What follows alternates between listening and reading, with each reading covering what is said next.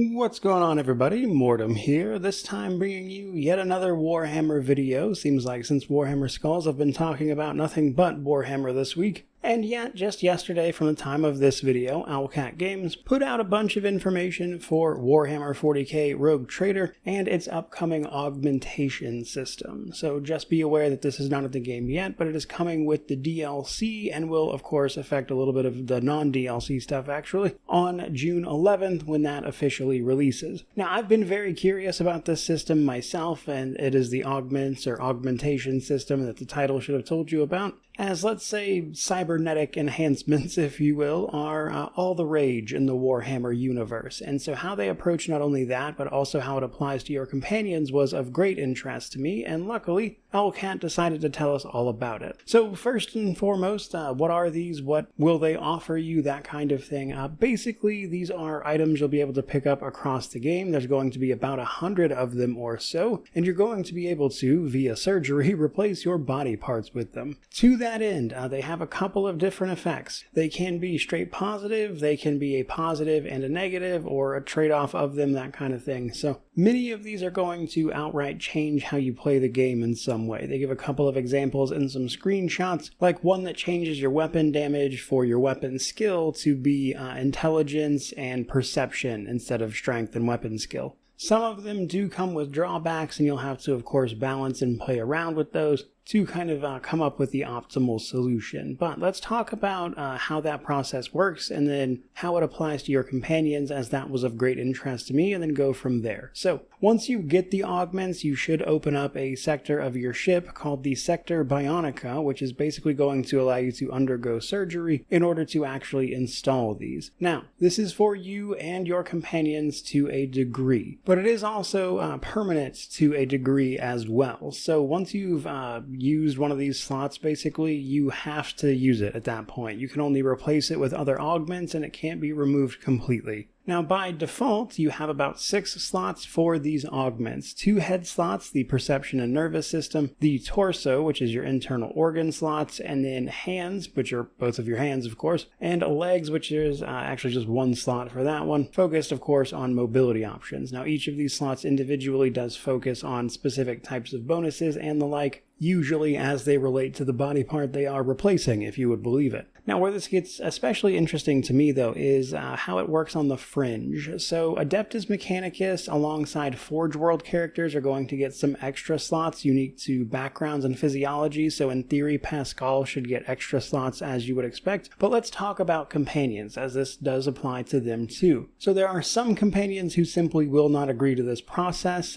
For instance, the Astartes companions, they are simply incompatible with what you have on offer on your Rogue Trader ship. They require much more specialized stuff in order to get their things done. The Eldari and Drukhari will simply not allow these modifications. Neither will Cassia, and to be fair, Cassia is already extremely overpowered. I think this would be overkill for her. Everyone else, though, should agree to this and is willing to get augmented, but as you may recall, some of your companions already have augmentations. How does that work? Well, they are getting special story augmentations regardless of whether or not you have the DLC. So when this goes live, that will get activated for them, and this of course includes companions like Pascal as well as Jay, especially with her whole jaw and neck thing she's got going on. They're going to get special augments that they basically have pre-installed as for the story of how they got them, etc. Now, to take that one step farther, these are also going to be conviction locked. So the simple explanation they give there is that Argenta, for example, would never use anything heresy related, which of course makes sense. Just so you are aware, and that is kind of how they're going to limit this a little bit, but apparently there's over like 100 of them, so I'd be curious to see how widespread the options are. Now, outside of what those augments do for you individually, they also introduce a few other things you need to be aware of. Starting with Ferrum Sanctum. Ferrum Sanctum is essentially your steps on the path to becoming a machine, more or less. The higher this goes, the more susceptible your character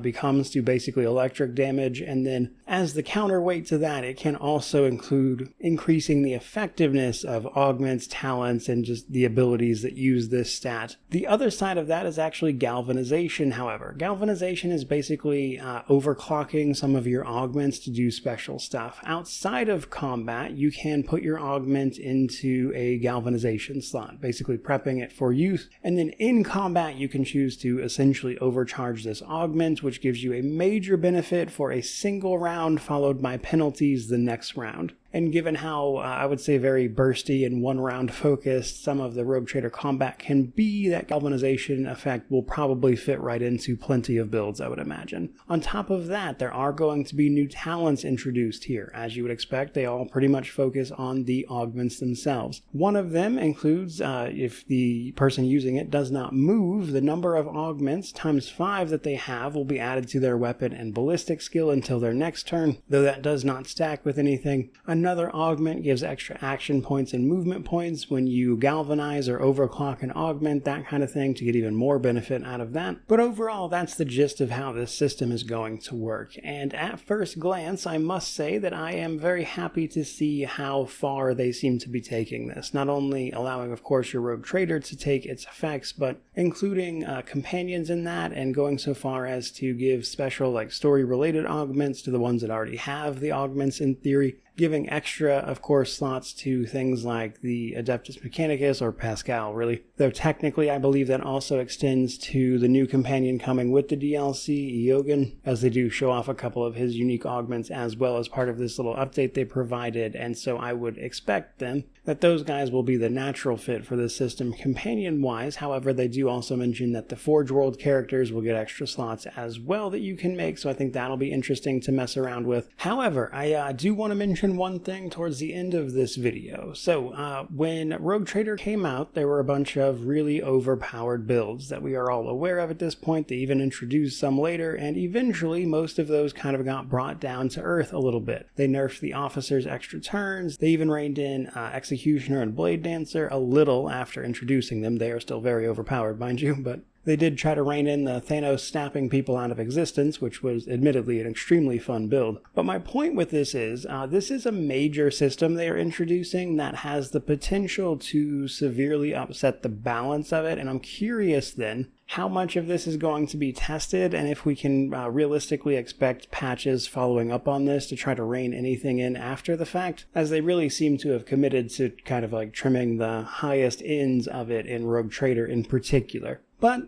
even just beyond that, one of the reasons I am curious about it is, if you remember, once they finish launching DLC for this game, which should be DLC 4, this one is 3 that we're talking about here, but in 4 it should be the final one, and then afterwards I would like to jump back into Rogue Trader and update all of my guides for what is going to more or less be the final state of the game. And I think thinking of ways to integrate systems like these into that experience and kind of, giving myself one last hurrah the way I did with Wrath of the Righteous is an exciting proposition, and I'm already thinking about how I could maybe make like a Forge World character, or like in combined with like being an Arbiter, that kind of thing, and running it with the Adeptus Arbites perhaps, and even going all in on like the familiar system they already added, that kind of stuff. So long story short, at first glance this looks cool. I'm excited to do a little building and theory crafting with it, but I think when I go back again after DLC 4 to running through the entire thing and seeing how these DLCs affect balance, etc. on a full playthrough, which will be all part of that content, all of these extra systems and how that balances out in the end will be interesting to see for me at the very least. But as for today's video, that is pretty much going to do it. Hope you enjoyed that little look at the system and my thoughts on it. In the meantime, I'd love to hear what you think about this one down in the comments section below, which of course means to like, comment, subscribe, all that YouTube jazz. But regardless of any of that, truly, just thank you so much for watching. I really do appreciate it. May you wander in wisdom and have an amazing day.